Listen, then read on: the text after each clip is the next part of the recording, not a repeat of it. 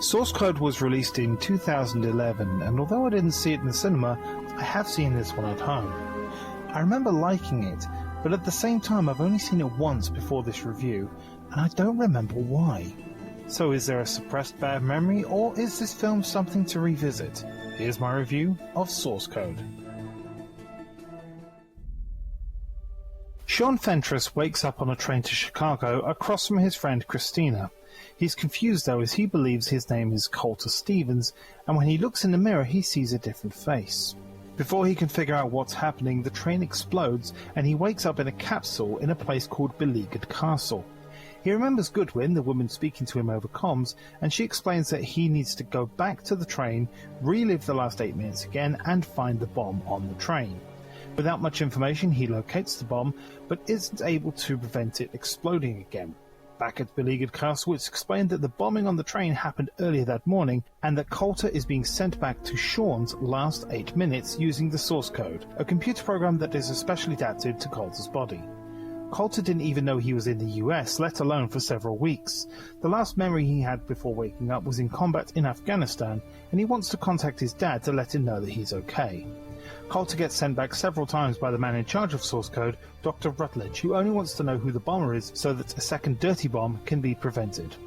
There's no way to rescue anyone else though, as the bomb has already happened. Colter is sent back several times, but although he eliminates a lot of suspects, he doesn't find the bomber. He does, however, find out that Colter Stevens died in combat.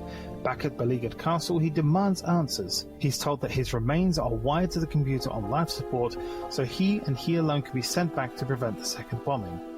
After being played a voice clip of his father saying how proud he was of his son, Colter asks to be sent back in on the proviso that his life support be switched off after he succeeds. Sean finds the bomber, Derek Frost, but doesn't prevent the bombing and is shot by Derek in the process.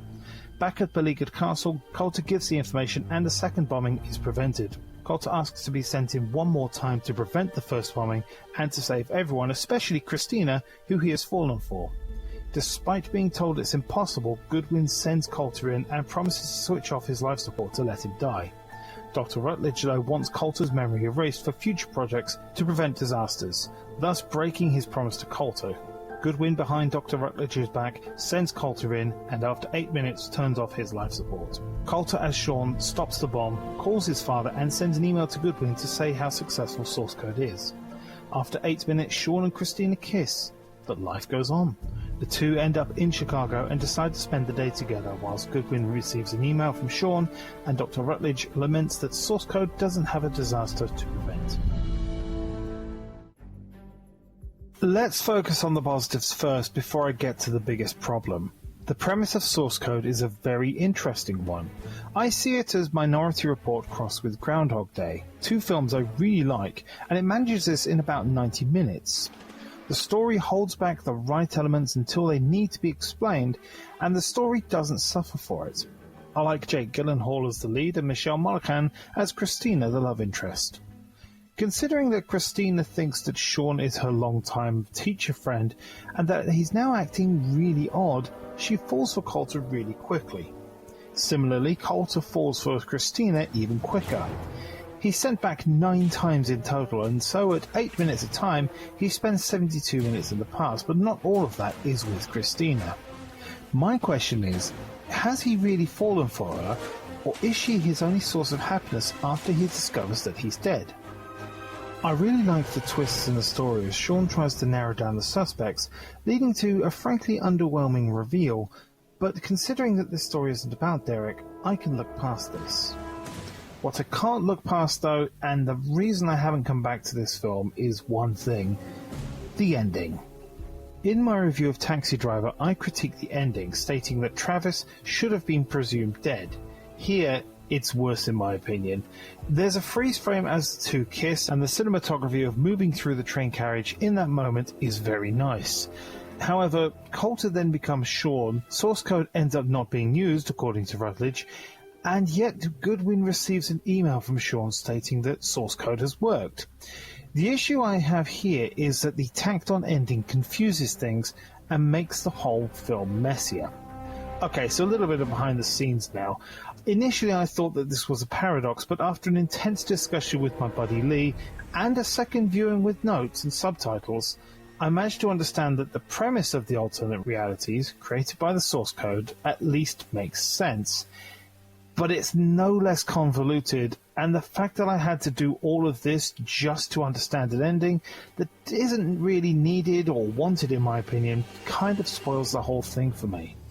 Imagine you just had a really nice meal, nothing remarkable but satisfying nonetheless. Now imagine that you're served, say, Rachel's trifle from Friends. What would you remember about that meal? You know, on further thought, Nocturnal Animals was a bit of a what the f*** ending, and the only other film I've ever needed to rewatch and take notes on is Donnie Darko, both of which star Jake Gyllenhaal. Maybe he's the problem. I also don't get why or how Coulter can live on as Sean inside source code once the machine is deactivated. The ending email says that they were wrong about source code and that it creates a whole new world each time. But it doesn't work without Coulter, and his life support is switched off after 8 minutes.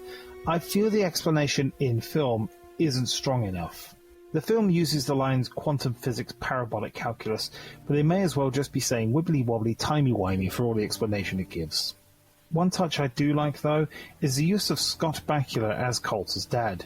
He's well known for Quantum Leap and the catchphrase, "Oh boy."